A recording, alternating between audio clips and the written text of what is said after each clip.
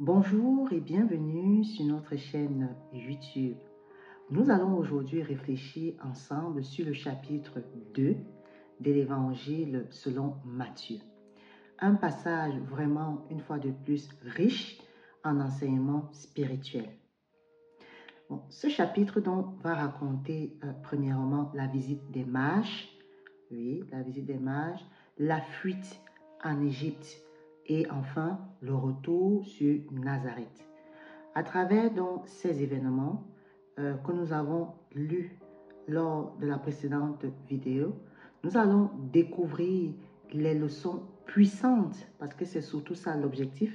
On parle ici d'un développement spirituel sur la foi, sur l'obéissance et surtout sur la protection divine. Alors je vous invite à rester à l'écoute, à rester attentif et surtout à rester avec moi pour ces quelques minutes d'inspiration que je voudrais partager avec vous. Alors, ce premier chapitre ici va s'ouvrir sur la visite des mages, en fait, auprès de ce petit bébé qui est Jésus, qui est né. L'objectif ici derrière de cette lecture, c'est d'avoir un développement spirituel. Cette visite ici va nous permettre ici de comprendre l'importance de chercher Dieu, de comprendre l'importance d'aller vers Dieu.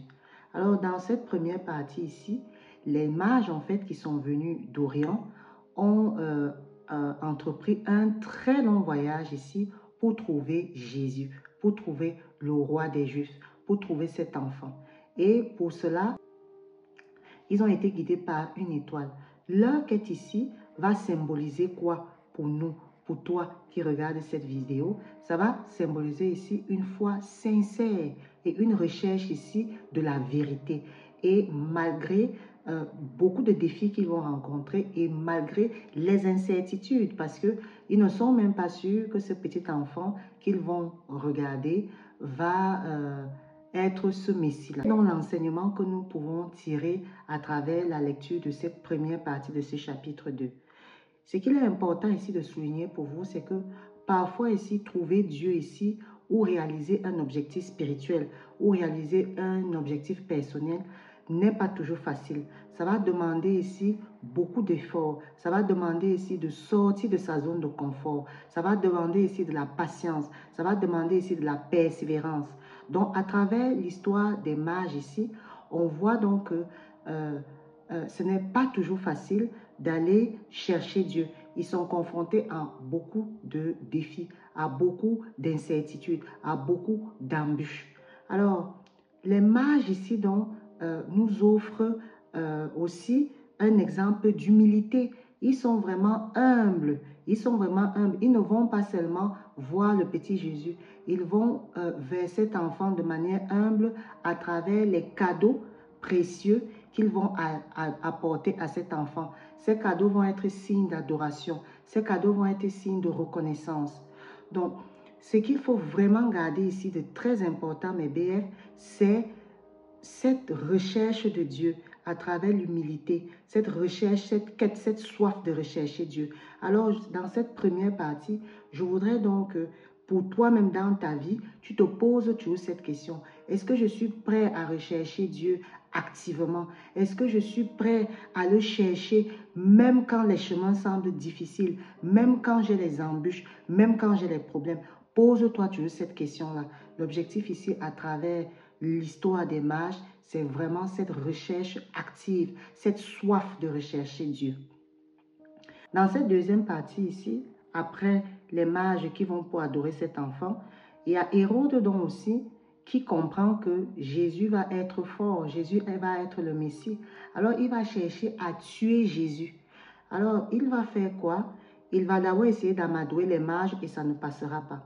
Mais ce qui est intéressant ici, c'est le message que Joseph va recevoir dans un rêve. Vous voyez ici que la notion de rêve, nous reviendrons plus tard, est très important. Joseph donc va songer et dans son rêve, il y aura une information qui va lui dicter de fuir avec l'enfant pour mettre Marie et l'enfant dans la protection. Et on va lui demander de fuir en Égypte.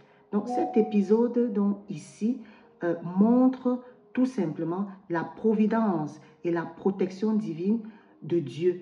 Et ici, que Dieu va veiller sur le plan qu'il a pour nous, et ce malgré les intentions destructrices des hommes. Comment nous pouvons donc analyser ça pour nous-mêmes dans notre vie aujourd'hui, au quotidien?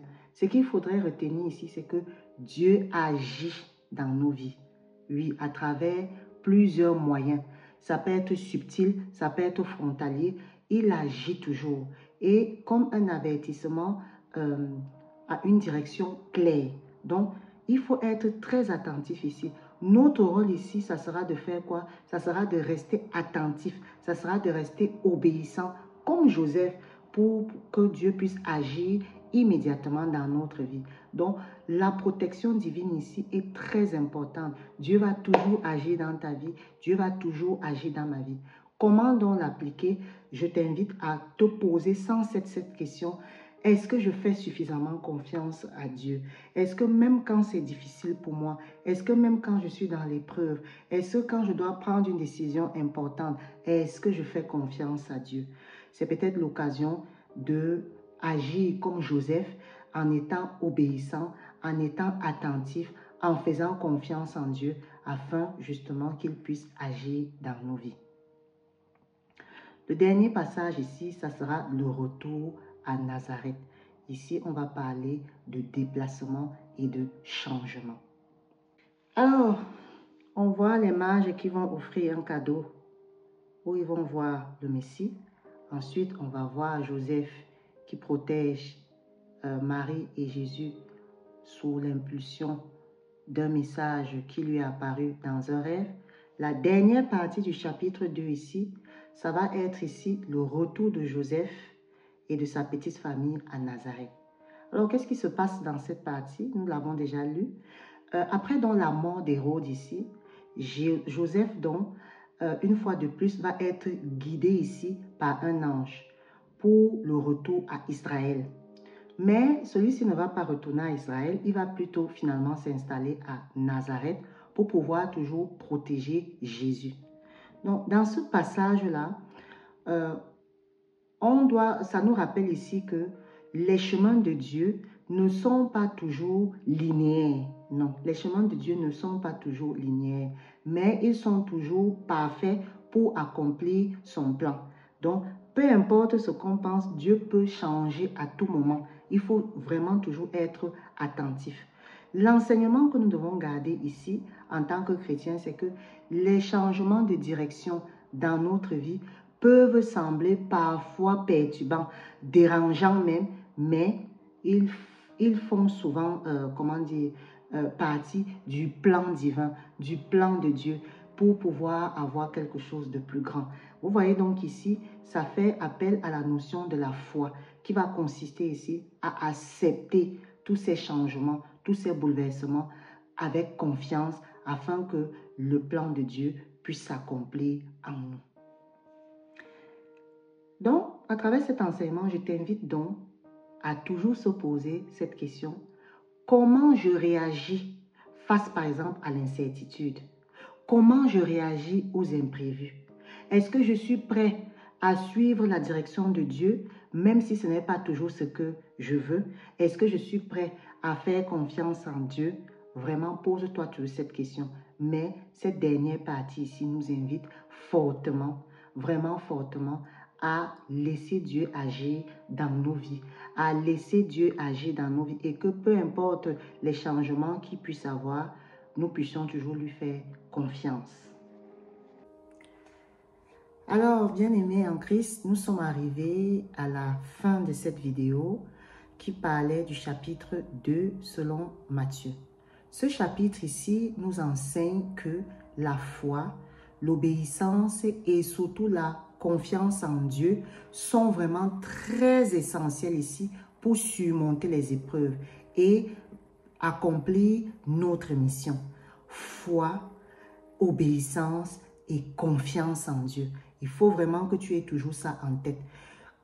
Que ce soit à travers la quête des mages que nous avons parlé ici, la fuite en Égypte ou le retour à Nazareth ici, chaque étape que nous avons lue dans ce chapitre ici nous rappelle que Dieu guide ceux qui lui font confiance. La confiance ici égale foi.